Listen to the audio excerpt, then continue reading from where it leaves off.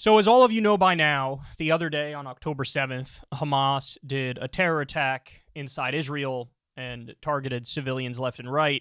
1,400 people are dead.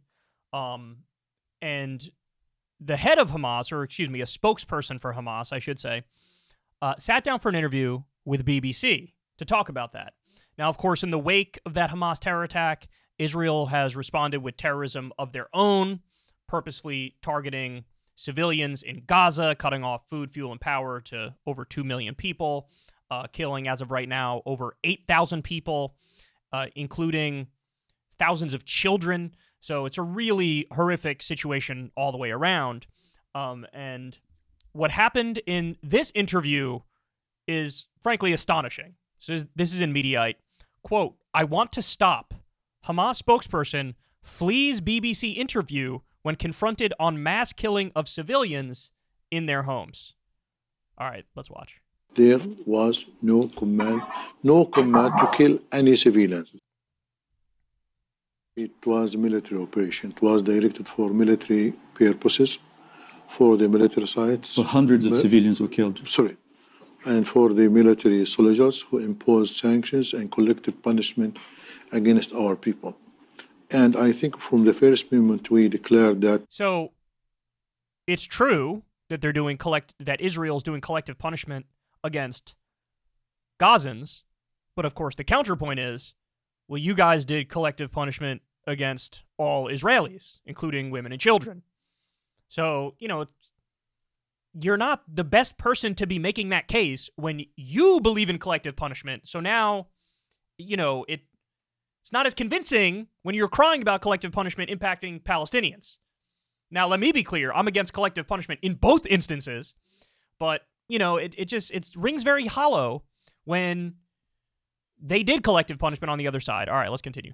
Operation was not directed to the civilians, but I can confirm and assure again and again that there was no command to kill any civilians. You say this was a military operation. So he says there was no command to kill any civilians. I mean, a logical follow-up question would be, what does a Hamas official consider a civilian, right?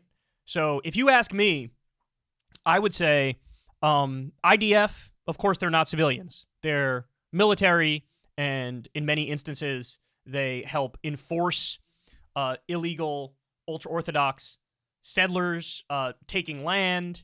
So IDF, not civilians. Illegal, ultra-Orthodox settlers, not civilians. But like women and children in Tel Aviv, obvious civilians, right? So a good question would be like, what do you consider a civilian? Because from his perspective, he would, if he was being honest, he'd probably admit like anybody in Israel is not an innocent civilian, because Israel is a Jewish state. They are Zionists. If you are in Israel, you are endorsing Zionism. They stole our land. All of this land was our land. Therefore, none of them are civilians. So I would have liked it if the interviewer got into, like, what do you consider a civilian versus what's not a civilian? Because my guess is he has a much more expansive view of it, where he would say very few, if any. I mean, maybe he'd say, like, babies or women aren't civilians, but there were killings of women and babies. But he says there was no command from the top down. Okay, but they still did it. So are you going to acknowledge that they killed innocent civilian, women and children, etc.? Are you going to acknowledge that and condemn it? Because it sounds like what he's doing is the opposite. He's saying like, no, there was no command. And he's acting like, if anything, it didn't even happen, right? The result of it was that hundreds of civilians were killed. Because the area is very wide and there are many people there, and there was clashes and confrontation. It's not confrontation. You invaded houses. I don't have details what happened inside. But I can tell you that we didn't have any intention or decision to kill the civilians. How do you justify killing people as they sleep, families? How do you justify killing hundreds of people? I want to stop this interview. I want to stop this interview. What a bitch, man. Holy shit, what a bitch. Like, you had to expect these questions. What did you think? A BBC interview was going to be like, yay, Hamas. Of course they're not going to do that. And why should they do that? Why should they do that? So, look, the thing that has been driving me crazy is that the Israeli government, the U.S. government, everybody seems to agree, hey, you do know that the leading Hamas officials are in Qatar. They're living in Qatar right now, right? So why wouldn't you pay off the Qatari government and then go send special ops in there to go murk the Hamas leaders who came up with this plan? Why wouldn't you do that? If you told me, hey, Kyle, we're going to do that, instead of doing collective punishment against all Gazans and murdering innocent people left and right with bombs from the sky, I would sign off on that immediately.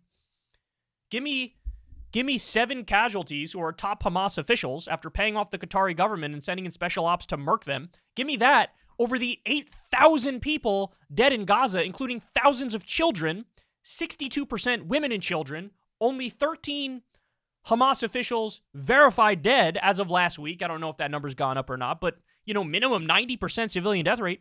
What are we talking about here? What are we doing? And if Israel and the U.S. government acknowledges that the Hamas officials are in Qatar, if a BBC interviewer can find a top Hamas official, why can't special ops find him?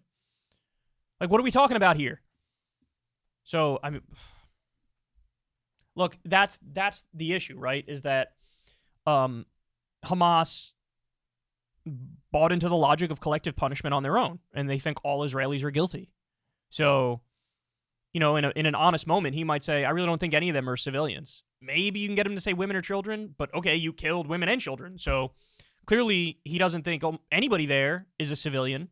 And so if you believe in collective punishment, it rings hollow when your reaction is Israel's doing collective punishment of us. Yeah, and I think reasonable people across the board agree. The Hamas terror attack targeting innocent civilians on October 7th was hideous and grotesque and disgusting, and it was terrorism.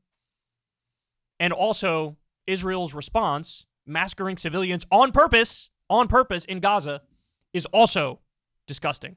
So, look, this isn't surprising, but they do themselves no favors here. Because it's not even acknowledged. Like, he could have gone out there and said what? He could have gone out there and said, we had rogue actors in Hamas who targeted civilians, but that is not what we said they should do. They had a command not to do that, and now there's going to be consequences and punishment as a result of it. They're going to stand trial for killing Israeli civilians. If he came out and said that, that would have been a much better reaction, as opposed to basically saying there was no command, but not even acknowledging that they did it, right? So, I don't know, man. Look, I'll say it one more time.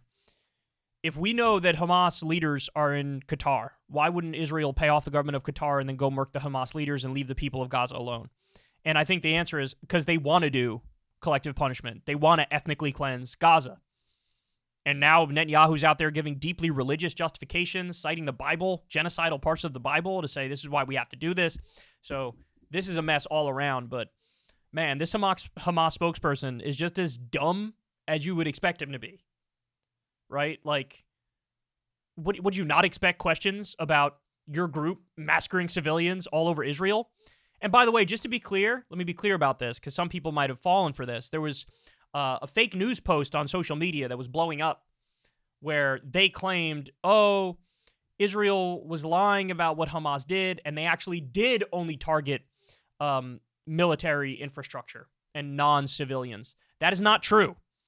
And because I saw that tweet too, and I thought, that's interesting. But the person in the tweet cites Haaretz as their source, and then Haaretz quote tweets that same post and says, we did not say this. This is totally inaccurate.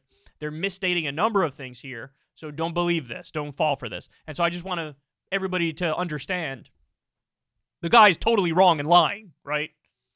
They did target civilians. We know for sure they targeted civilians, and that's evil and wrong and condemnable. And it's also the same thing when the IDF purposely targets civilians on the other side. And by the way, they do. I got a bridge to sell you if you think Hamas didn't purposely target civilians, and I got a bridge to sell you if you don't think Israel's purposely targeting civilians right now. By the way, why would you shut off food and fuel and power to over 2 million people if you weren't doing collective punishment? Right? Very simple, very straightforward. Why would you bomb apartment buildings and mosques and hospitals? 62 different health centers. Why would you bomb people fleeing from North Gaza to South Gaza after you told them you have to go to South Gaza? Why would you do that? unless you're trying to do collective punishment. Anyway, this guy's a war criminal. He should be brought up on charges or murked by special ops. And same for Netanyahu. Bring him up on charges at the International Criminal Court. Let him rot in prison forever, because this is all getting... It's always been out of hand. It's even more out of hand now. And I'm astonished at this late date that this guy is such a bitch and so dumb that he didn't expect these questions, that he had to run from the most obvious questions in the world. Pathetic. Hey, y'all, do me a favor and like and subscribe. It helps out big time in the algorithm. Click the bell as well for notifications when videos drop. And watch that video on screen right now. You know you want to.